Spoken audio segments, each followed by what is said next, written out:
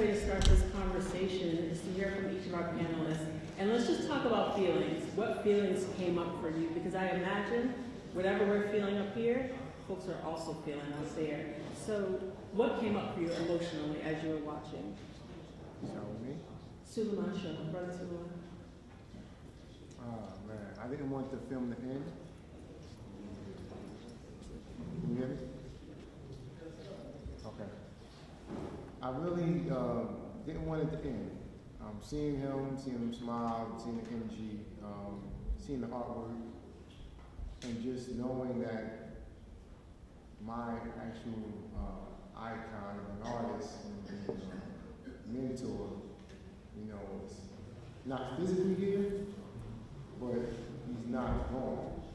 And to see him moving around was something I really appreciated, and I want more people to know of him. I love that. Linda? Yeah. Trying not to No, take your time. get too emotional. That was such a great piece that those guys put together, and I was proud to be part of that with them, and I know how much it meant to Jerry. And just seeing, when you see the amount of work Jerry was able to create, it's just amazing. And even creating that piece, he was not easy. And, you know, he gave him a little bit of a tough time, you know, along the way. But to see what they put together, it's just an amazing tribute. And I'm thinking, that's 14 years ago. And, yeah, it's emotional. So I try to keep my emotions in check when it comes to that and looking back. But it's important. It's important. So I'm glad that piece is there, because that is pretty much, there are two pieces. Bulletproof Ambition by Tim Brown, which preceded the Gantalist. And then this is sort of the definitive documentary about Jerry. He just did an outstanding job in it, touch. Always does. Hello? I think the first thing that runs through my mind as I was watching the film, and I think it's my 20th time watching the film. I've watched it privately and in public, and I do remember how proud Jerry was of this.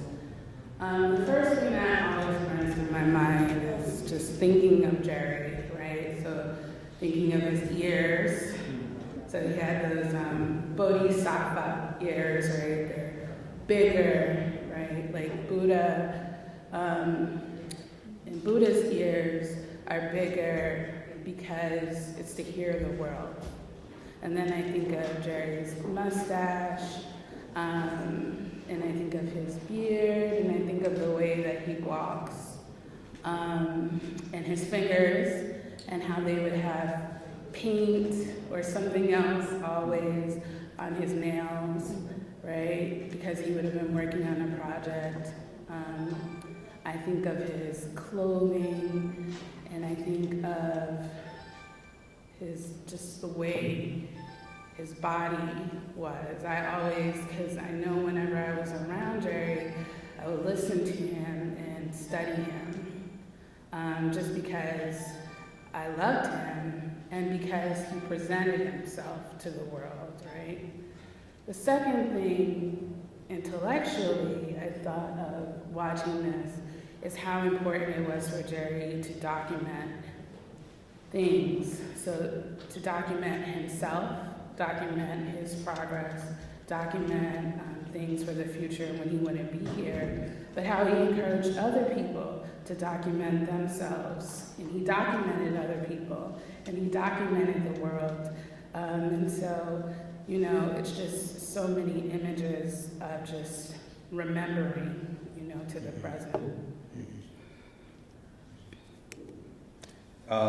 I guess for me, I think the first thing was just having chills, because I can remember when we did this and we talked about how, you know, as artists, as creators, like our work lives beyond us. So like to sit back and just like watch this so many years later, it's just thinking about the conversations that we had and like just the knowledge that he instilled in us and the encouragement that he gave to us, and just, you know, being able to give that to him because we knew how hard he worked and just how great of a person that he was. And so, you know, just sitting back and just remembering the times we would laugh and the times we would be frustrated because he could be inconsistent like any other artist, and just figuring out what story we wanted to tell because we wanted to make sure, you know, that we did it right. And so, you know, just even the sound of his voice, it just transported me back to that time, and I felt warm watching it. You know, it was just great, just a huge blessing to just be able to do something like that. You know, a lot of people really got to learn about this city, and you know, he kind of was this vessel to bring people together and to you know, just really giving insight on just the process of art. You know, and so we knew for us, first and foremost, we had to maintain to what his truth was.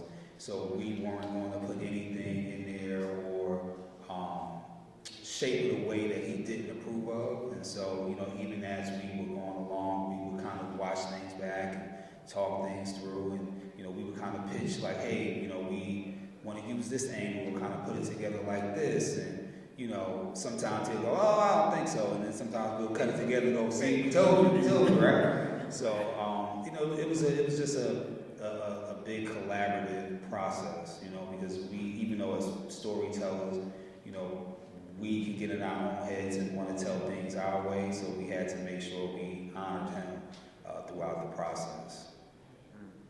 And I think you did a great job. Thank you.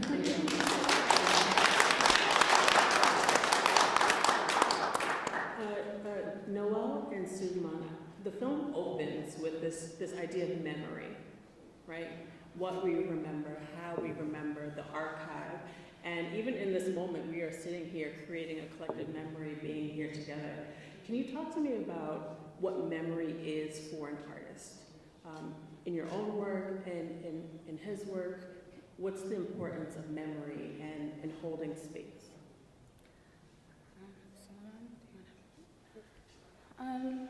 I guess when I think of memory for an artist, and I think of my work or Jerry's work, there are different memories, which I believe Jerry alluded to in the film.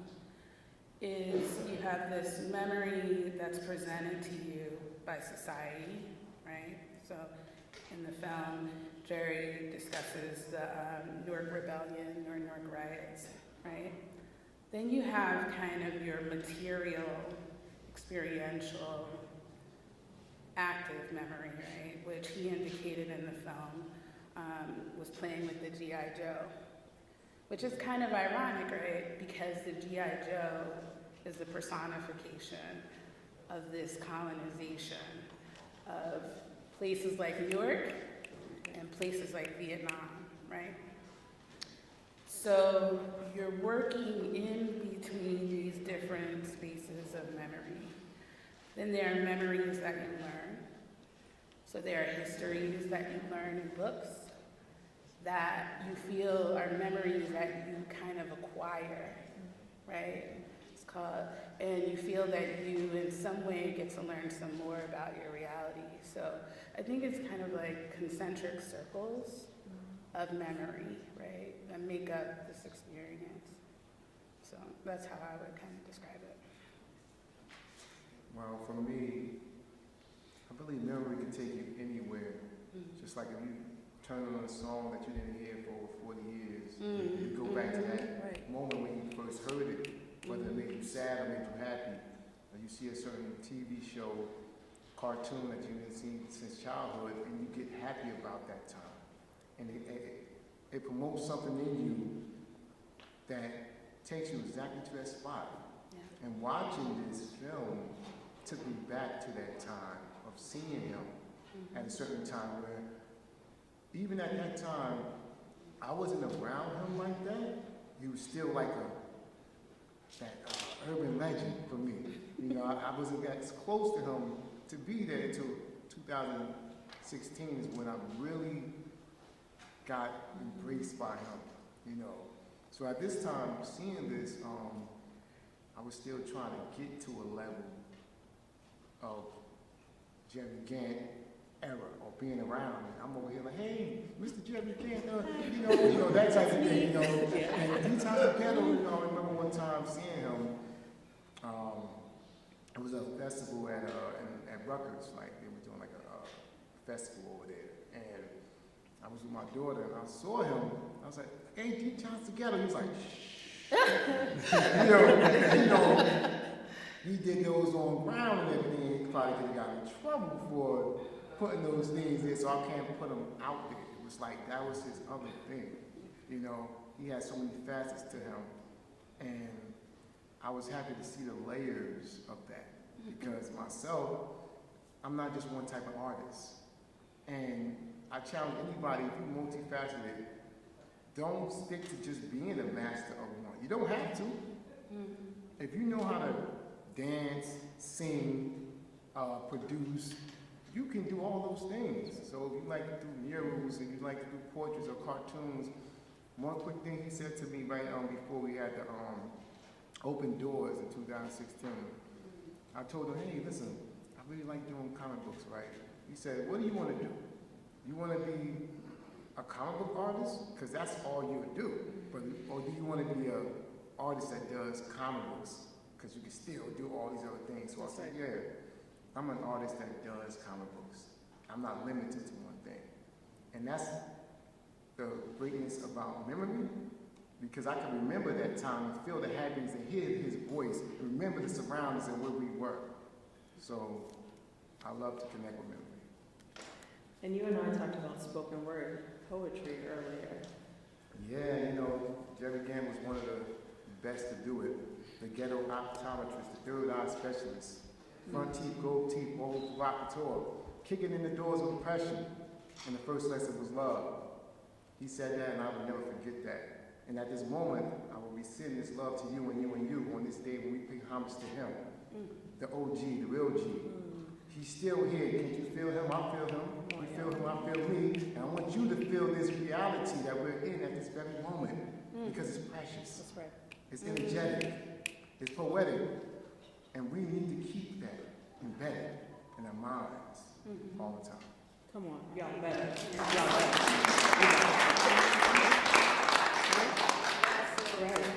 Right. Linda, you have been doing the work of public art for a long time, right? No, I mean that in the best of ways, right? Yeah. Meaning you have seen it, you have accomplished it. I'm sure you know the challenges of getting art made by Black artists in the public space, right? There's so much work that goes into it, right? Public planning, public funding, all these things which could be barriers, and yet you really have stood on the front line of making sure that murals become murals, right? That statues and sculptures are in places where people can see them, to the point where the work is almost an open door saying artists are welcome here in Newark. Can you talk to us about the importance of public art and Gant's work in the public, and why it's so critical for us to acknowledge this work publicly? I think that, and thank you for that. Sometimes you do things and you're just doing, you aren't really thinking about the full breadth of what you've done. You kind of look back and say, oh wow, we did that.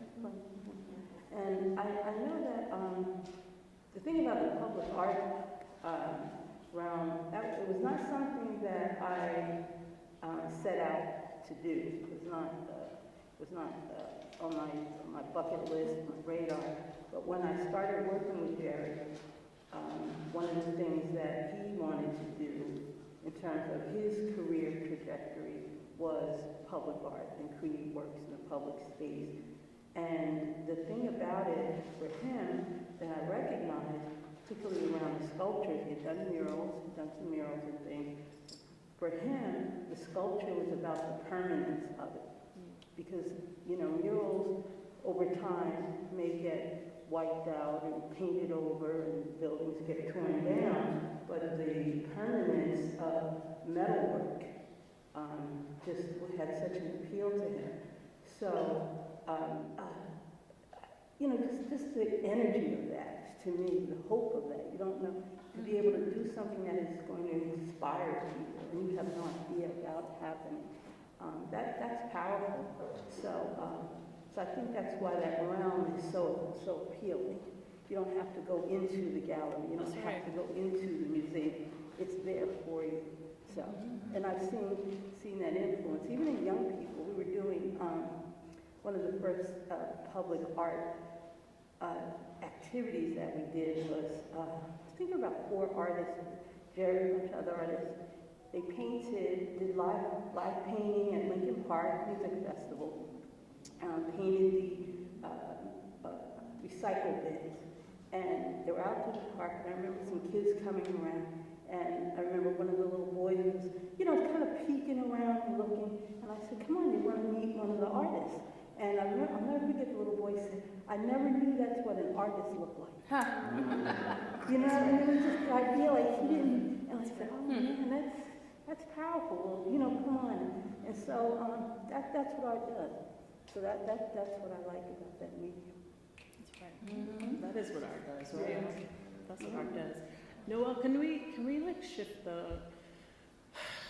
continue talking a little bit about public art, but what does it say politically to have public art by Black artists in a city like Newark? What does that do? How does that operate? Well, I mean, one of the things that I think is important to me, and is important to Jerry too, is disrupting the public space, right? So one of the things we can just see historically, just particularly over, since I guess like 1880s, is this whole kind of dominant, like capital dominating the public sphere. So before, while you had like religion and the church dominating the public sphere, you have churches, homes, buildings by the wealthy, things that were decrepit for poor folks. Then we see like this advent of advertising, you know, and even in Newark, there's an early newspaper that shows what Newark would look like if it was taken over by advertisements. And it looked like Times Square, right? So it's the struggle between who gets to be seen in the public space. That's right. So then by the time we get to the 60s or more so the 70s, what I would say about someone like, and I always used to talk to Jerry about this, right? So when Jerry is born, he's born at the tail or the middle end of the Black, the beginning of the Black arts movement here in Newark, right? And you see what African Americans have done, even when we couldn't control the space, is we control our public presence in the space. So there may not be statues of our people, Black women, other folks, but we represent in the public space as Blackness. So you see Baraka, other folks, my cousin Lloyd, these people are transforming, they're actually walking personifications of Blackness and pride. And that's definitely something Jerry took on. Then we actually have the transformation of outside spaces, right? So we have murals, we see community projects from during Black Power movement, other folks, even white artists transforming vacant spaces, abandoned buildings, and in that way, that's where you see someone like Jerry who kind of stands in the middle of all these different groups contending to be seen in the public sphere.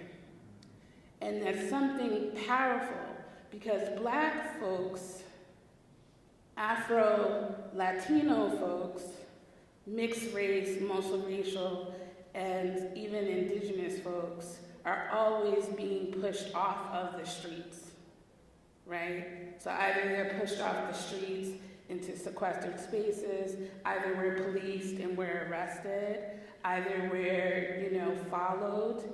So to demand a presence, either through using public art, graffiti, murals, or just inserting yourself into the space, it's a radical act. Yeah. It says I'm here, and I deserve to be here, and this is my home. Right? Yes. Right? I hope so. That's my history, Monkey. I'm going to say it right. Yeah, that's I right. think so. That's right. Pierre, this film that we just watched is on YouTube. Meaning I can share it with my mama over here. I can send it to folks. Why is that important? I think it's important because, even back when I was in college and undergrad, technology was changing. I mean, even just the industry itself. I mean, most of the time you couldn't afford to make independent projects. Like you had to raise a lot of money, or the equipment was expensive, and even then you didn't really have. You had the movie theaters, you had TV, and then it became this thing where people would, make DVDs and sell DVDs, and so just over time, the outreach changed. So I think, kind of being in that era where some years later we were able to make this after we did the festival circuit. We said this needs to be able to be shared, because you can make a nice project, but if nobody ever watches it, it's just something that you made. Absolutely. And so having something like YouTube gave artists and filmmakers and content creators a chance to share their work, and so even now if somebody just was to walk by out there and just hear Jerry's name, if they type his name, this will come up, and so just kind of going back to that thing of your art lives beyond you, like this, it would just be in a space where if you ever type his name, it'll come up, so that was important for us to kind of put it on that platform so anybody could be able to reach it. I agree. Yeah, please. I just want to piggyback on that because when I was younger, it was either you had to go, and I'm sure a lot of you remember this, to see Sankofa or to see another movie, you had to wait until it came to your city, and then it was playing in Montclair or Village Vanguard. You had to go on that day, or Harlem, to go see the movie. Right. If you wanted to watch old movies, like places like Newark Public Library is so important, Montclair Library, you could go borrow movies from there. But other places, in order to get movies like this, somebody had to have $300 to rent it from someplace like Women Make Movies or something like that. It was licensing, it was copyright. So it was a challenge, and to have this opportunity now with like YouTube and Netflix. I see it over the head. Yeah, that's not too long after we first started working together. That's like 2006. Yeah, hair was good.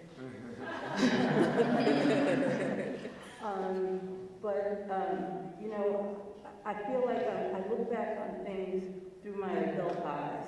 There are things that happen that you really don't fully understand until you reflect and look back on them through your adult eyes and experience it. And I do that, I find myself doing that a lot.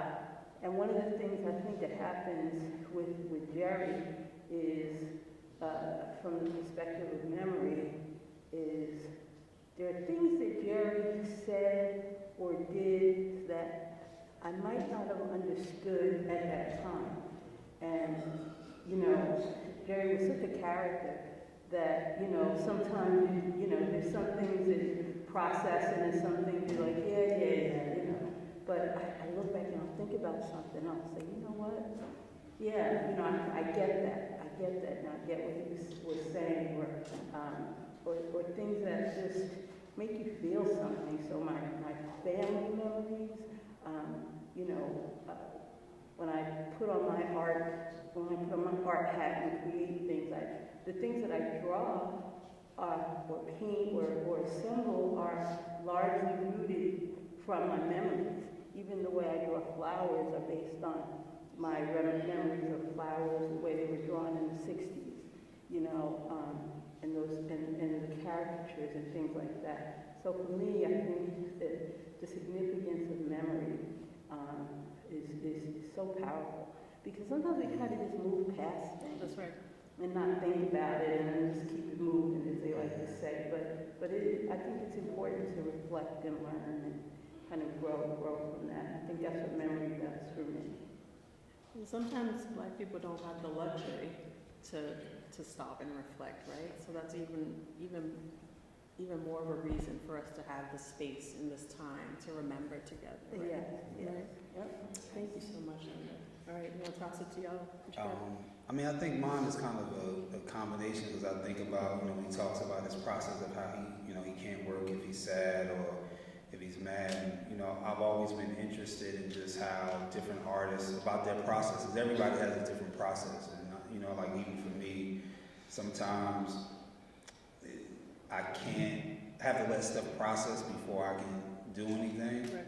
And so sometimes I do dig into memory and think about like how stuff made me feel at a certain time, and kind of let that navigate me through what I want to say. Mm-hmm. And even just listening to Jerry, it just reminded me of a lot of things that I took with me after the time we had with him, and just some of the things I still do now, or even like I laughed a little bit because certain things I would say or do, and I'm like, oh, that's where I got it from. Just kind of like remind myself, like, oh, okay, that's where, and just being transported into, the impact that he had in my life, and just even reminding me of like, I want to be able to be that for somebody, or be that for people. And so, and I think that also just affects my process. Like, if I put this out there, what does it say about me? Or what do I want to say? And if I'm, not here, like, it can still, live beyond me and still have, meaning to it. Because even now, 12 years later, like, this is still so relevant, and so, it just, man, so just seeing it just brought back a lot of things. And I think even just today, it'll kind of just spark something in me again to, just the things that I even do moving forward. So. I guess for me, if I had to pick one, it would be graffiti. Before I met Jerry, I met him because I would be sitting on the New Jersey Transit train, and when it would go through East Orange, somehow he had managed to put something on the top track of a face, and he also had another one that said, I love you. And I said, when I would see those, I said, oh, that person, whoever wrote that person is my friend, right?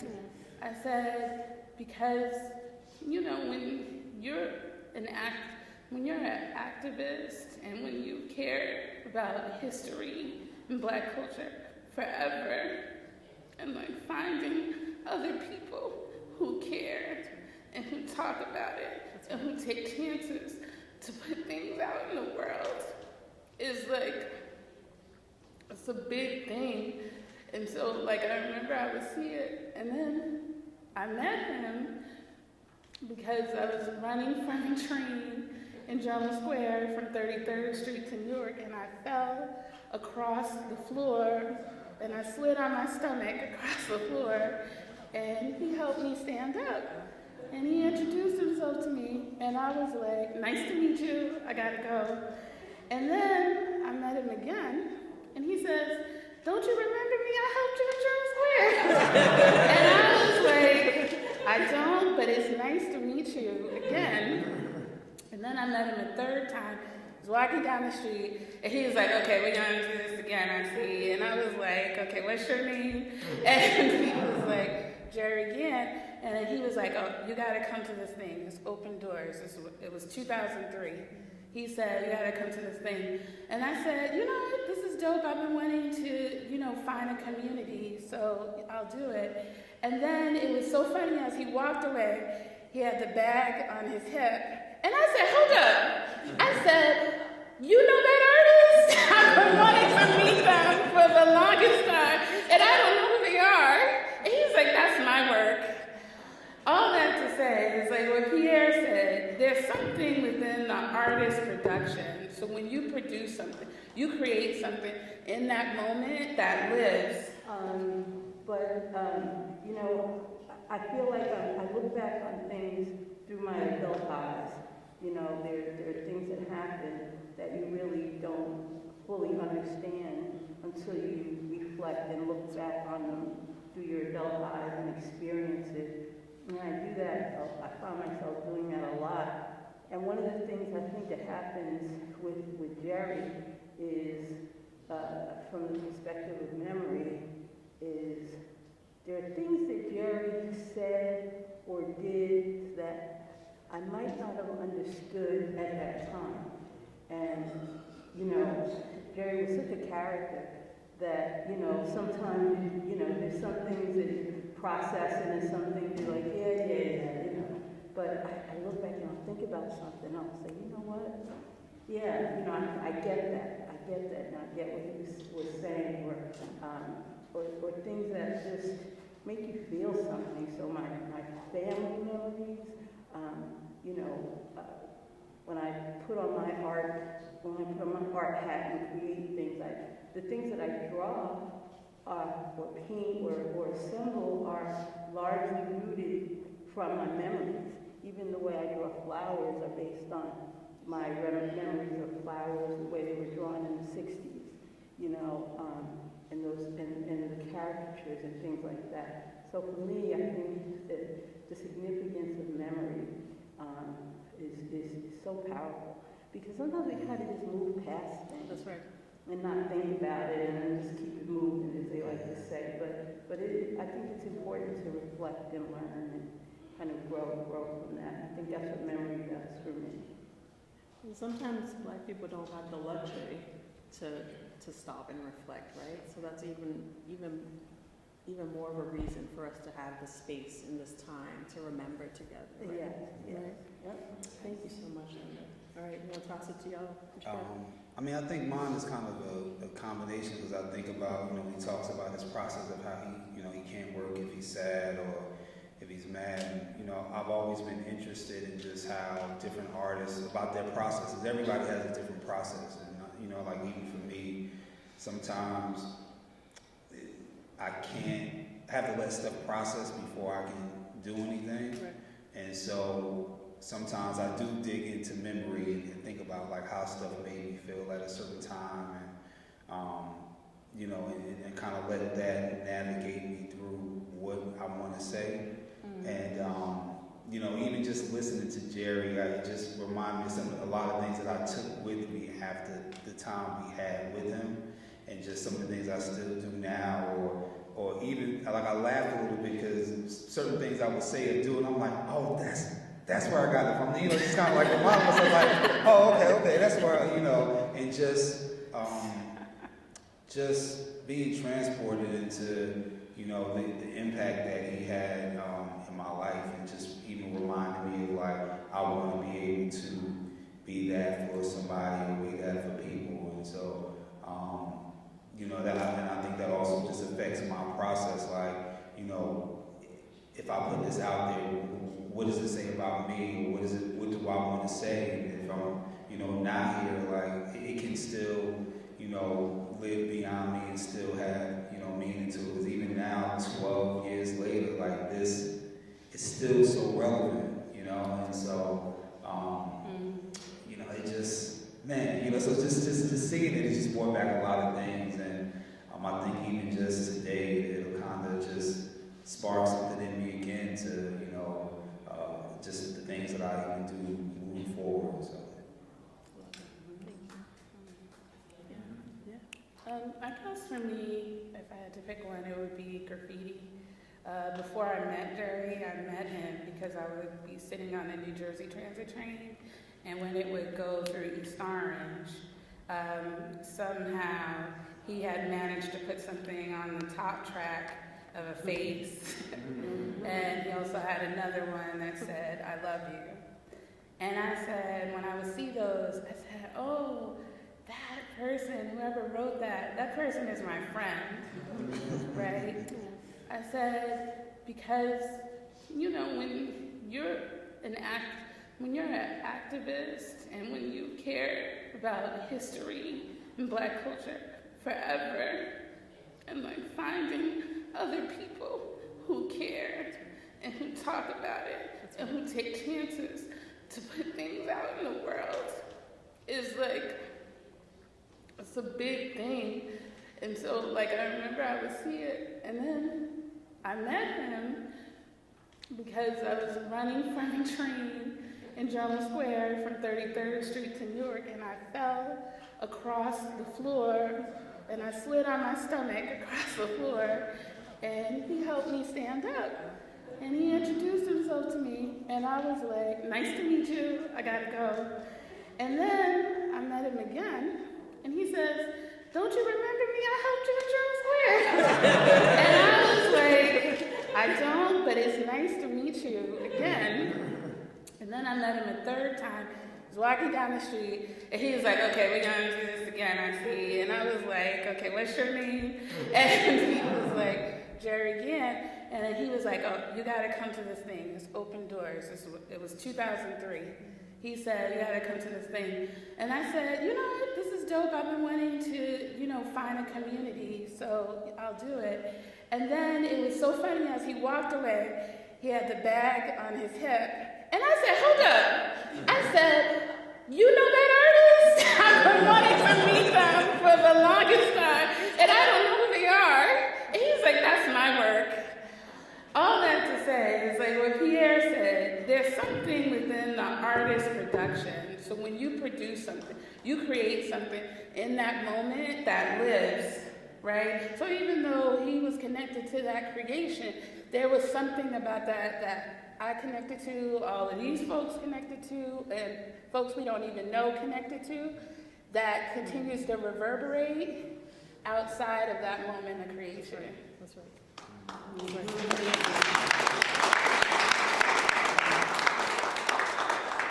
just want to say something I thought about. Noelle, it's funny when you talk about the piece of Louis Starn, because probably for about a year or two while I was still in my corporate job, every day I'm driving home and I would get the same light would catch me off 280, probably maybe near the corner of Burnett Street in Starn.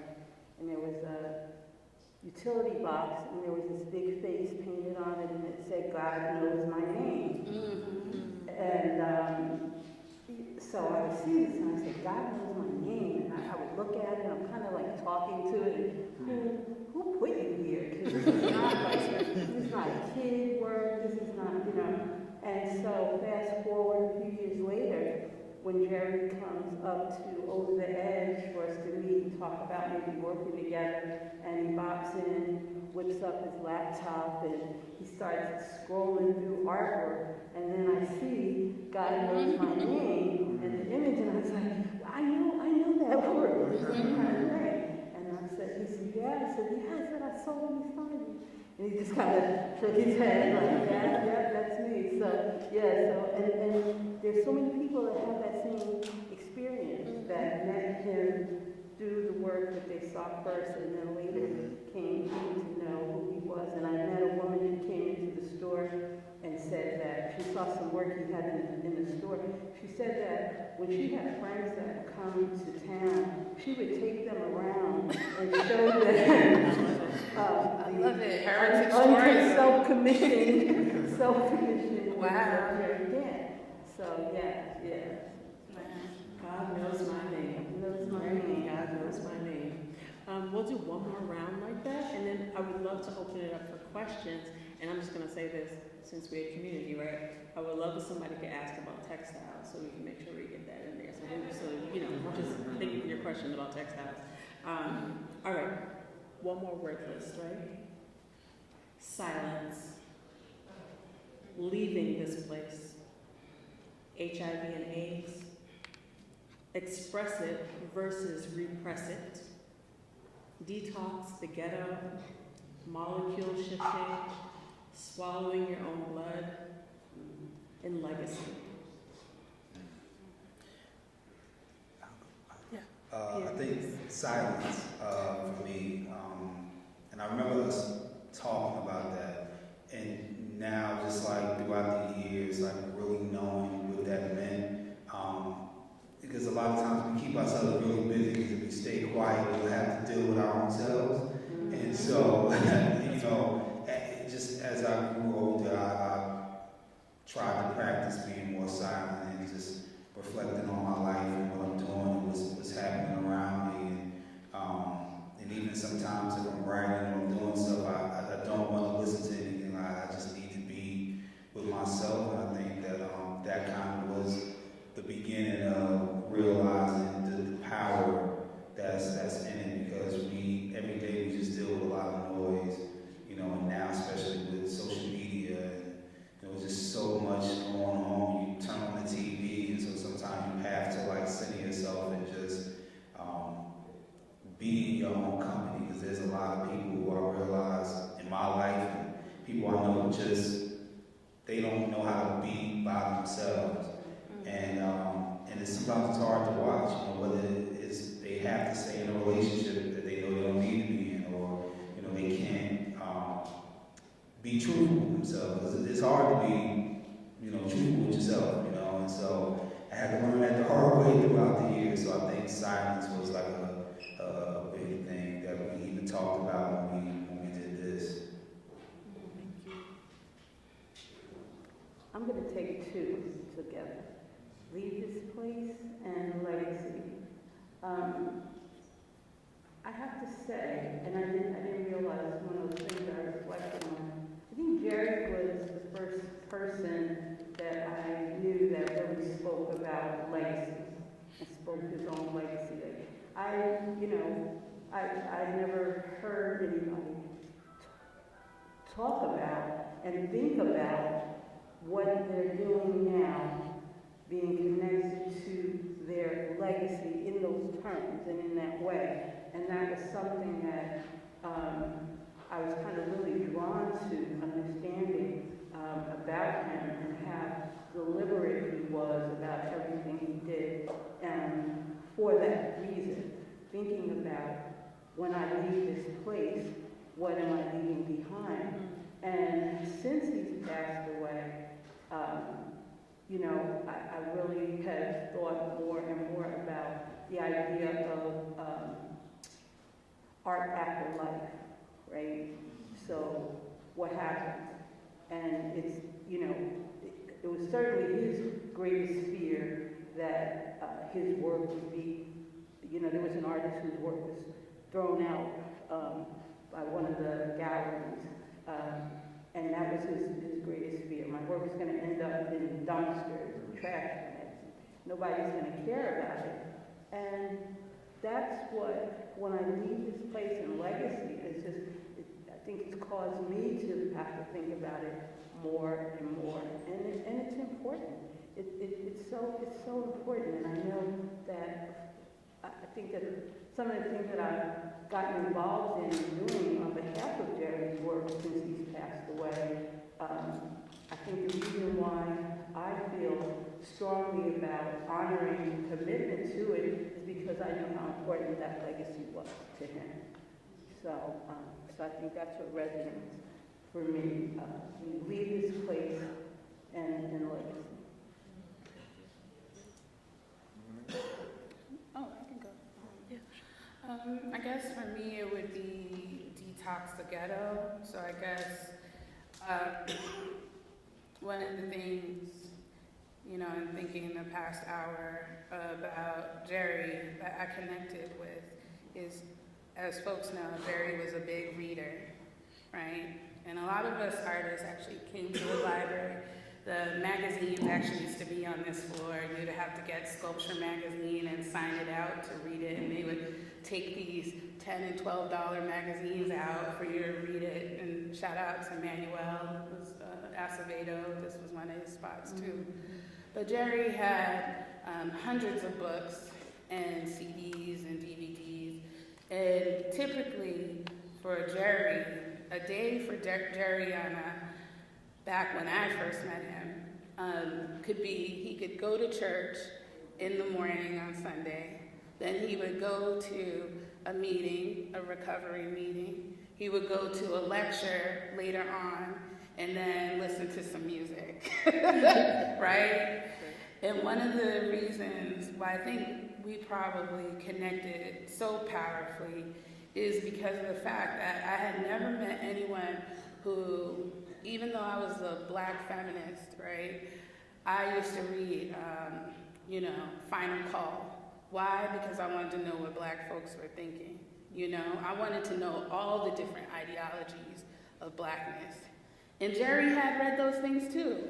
He knew what it meant to be a 5%er, right? He knew Christianity, he knew Islam, he knew Rastafari, he knew other kind of ideologies. He had a book, he had a copy of Bell Hooks All About Love next to, who knows, Elijah Muhammad's whatever, two tomes that are what people would seem as dialectically opposites, And so I think when Jerry thought too about detoxing the ghetto, it was about taking all of these different ideologies, practices, cultures, and that was what was so amazing about him in that sense, is because while other folks may study it, they may not be open to having conversations about it, but there's something about conversations he felt was a part of detoxing the ghetto, whether it was in a recovery group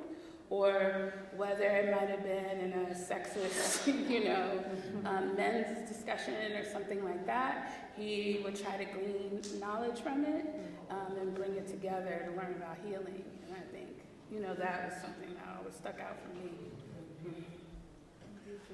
Well, I wanted to say that Detox the Ghetto also in legacy.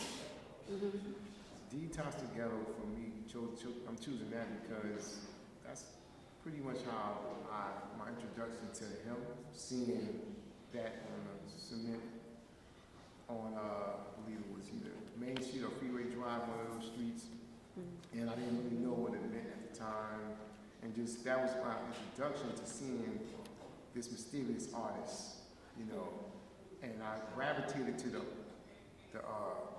craft because he made stencils of these things. He was very precise with what he did. The messages were like on point. And I'm young, and I looked at the artistry of it first, but then subconsciously the Detox the Ghetto was there.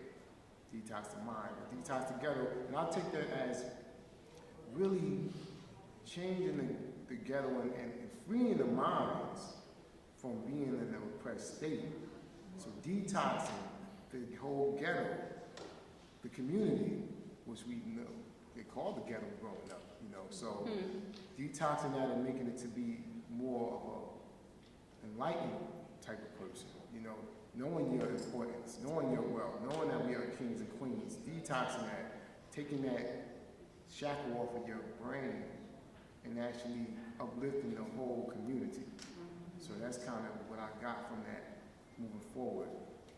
And legacy, which is extremely important, and I've been saying the word legacy since 2021, even more, because now I'm a full-time artist, and I think about what you said, Linda, about having your work archived and leaving on legacy and letting people know how important your work is, because I want my children to take over the work that I have and know how they can benefit from this. I also say you don't have to be a starving artist.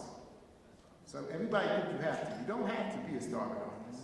You can be a thriving artist. There's a lot of people that are thriving and making money while they're alive and building on that legacy for when they do pass. So my mind is to keep that legacy going, so you don't just know my name, but you know what I stood for, and that's passed on for generation to generation. Beautifully said.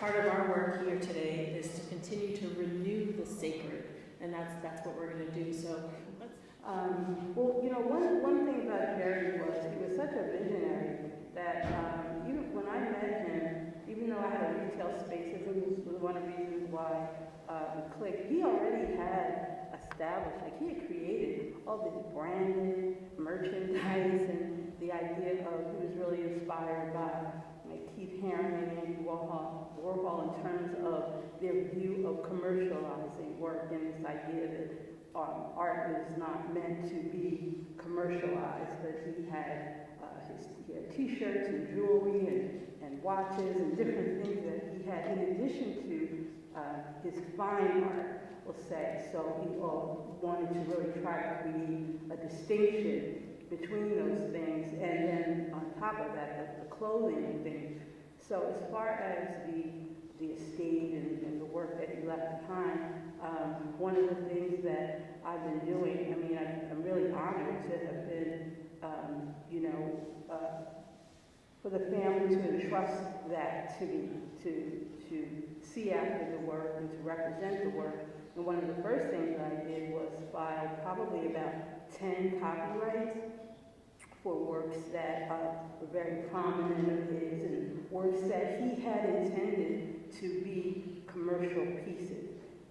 His Jago design, and when he talks the mind to certain things. So we got a first set of copyrights, and working toward preserving the work. An artist passes away. I mean, if you leave, when you left your house today, God forbid you don't make it back. Whatever you left, whatever condition, people are going to find it. Just imagine that's the case with an artist. We think about, you see the work in an exhibition. Well, work is not necessarily exhibition ready the way the artist left it. So there's a lot that goes into recovering the work, figuring out what you have, figuring out what the value is of that work, restoring it in some cases, and there's a lot to it, but it's so important, and it's a long process. And I've talked to people who have done it for major artists. I had an opportunity to speak to a woman who handled the Barkley Hendricks works, and it was 3 years, 4 years of just inventorying and processing full time. So there's a lot to it, but it's important to do. So is that what you were wondering about, Dada? Yes, that was good. Okay. What could we do to help you, though? What could we do?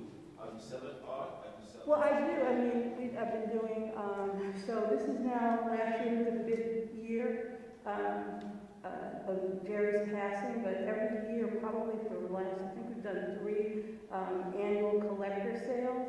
So it's really, the idea is that you don't want, it's not like a fire sale. So you're not trying to liquidate the work. You're trying to go through the process of identifying what's going to go on the market and what you're going to make available to people to sell, and what you want to hold on to have for exhibitions and other corporate acquisitions and institutional acquisitions.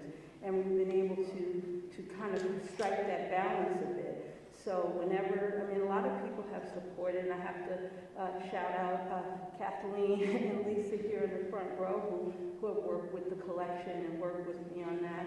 And it's just a lot. And so when you see something that says Gant collection sale, come through. That's how you can help. At this stage anyway. You guys have an Instagram, right?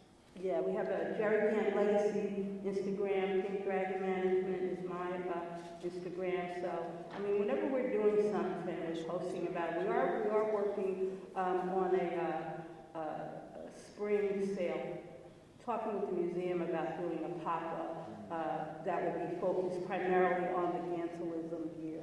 People ask about the clothing and kind of things, so we're going through that process, and that's something we may be doing in April. So we kind of keep an eye out for that. I'll make sure that you see that one personally. All right. All right. Consistency is important.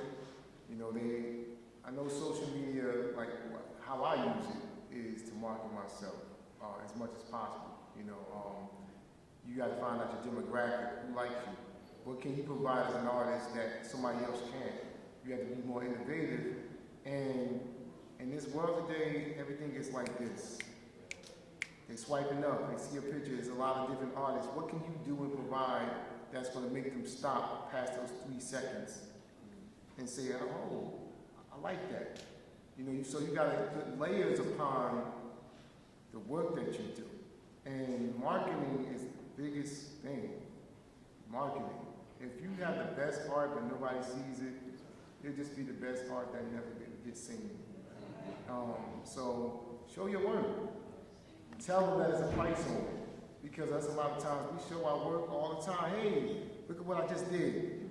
But you don't say, well, this is how much it costs right here, because it's a fear that those people are going to say, that's too much. But it's 2024. And everything else is rising in price. Why can't art raise? You need to raise your prices. You can't be afraid of selling what you make.